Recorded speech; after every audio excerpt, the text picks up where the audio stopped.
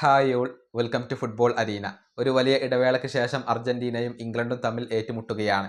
World കപ്പിന്റെ രണ്ടാം semi final പോരാട്ടത്തിലാണ് രണ്ട് ടീമുകളും തമ്മിൽ പരസ്പരം മുഖാമുഖം വരുന്നത്. വരുന്ന ബുധനാഴ്ച അർദ്ധരാത്രി ഇന്ത്യൻ സമയം 12:30 ഈ മത്സരം നടക്കുക. ഈ മത്സരത്തിന് മുന്നോടിയായുള്ള വെല്ലുവിളികളൊക്കെ ഇപ്പോൾ ആരംഭിച്ചു കഴിഞ്ഞിട്ടുണ്ട്. അതായത് മുൻ ഇംഗ്ലീഷ് താരങ്ങൾ ഒന്നടങ്കം പറയുന്നത് ഈ മത്സരത്തിൽ അർജന്റീനയെ പരാജയപ്പെടുത്താൻ ഇംഗ്ലണ്ടിന് കഴിയും എന്നുള്ളതാണ്. ഏതായാലും ഈ മത്സരത്തെക്കുറിച്ച് അർജന്റീൻ താരമായ ഫ്ലാക്കോ ലോപ്പസ് ഇപ്പോൾ സംസാരിച്ചിട്ടുണ്ട്. അതായത് മികച്ച ടീമുകൾക്കെതിരെ മത്സരം ഇഷ്ടപ്പെടുന്ന ഒരു പിടി മികച്ച താരങ്ങൾ അർജന്റീനക്കുണ്ട്. അതുകൊണ്ട് തന്നെ ഞങ്ങൾ ഈ മത്സരത്തിന്റെ കാര്യത്തിൽ ത്രില്ലിലാണ് എന്നാണ് ഫ്ലാക്കോ ലോപ്പസ് പറഞ്ഞിട്ടുള്ളത്.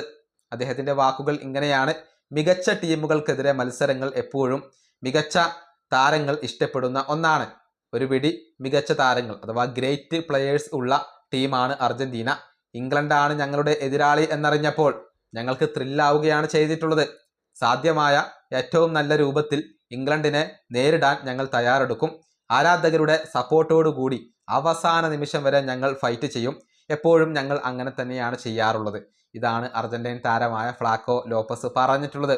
ബ്രസീലിയൻ ലീഗിൽ കളിക്കുന്ന താരമാണ് ഫ്ലാക്കോ ലോപ്പസ്. കഴിഞ്ഞ മത്സരത്തിന്റെ അവസാനത്തിൽ അദ്ദേഹത്തിന് അവസരം ലഭിച്ചു എന്നുള്ളത് മാത്രമല്ല, ഹൂലിയൻ ആൽവറസിന് അസിസ്റ്റ് നൽകിയത് അദ്ദേഹമായിരുന്നു. അതിന്റെ പിറകിലുള്ള അദ്ദേഹത്തിന്റെ ആ ഒരു മികവിനെ എടുത്തു പ്രശംസിക്കേണ്ടതുണ്ട്. കാരണം സ്വിറ്റ്സർലൻഡ് പ്രതിരോധ നിര താരങ്ങളെ പിറകോട്ട് വലിക്കാൻ, തന്റെ അടുത്തേക്ക് കൊണ്ടുവരാൻ ഫ്ലാക്കോ ലോപ്പസിന് കഴിഞ്ഞു. അങ്ങനെ ഹൂലിയൻ ആൽവറസിന് അവിടെ സ്പേസ് ലഭിച്ചു.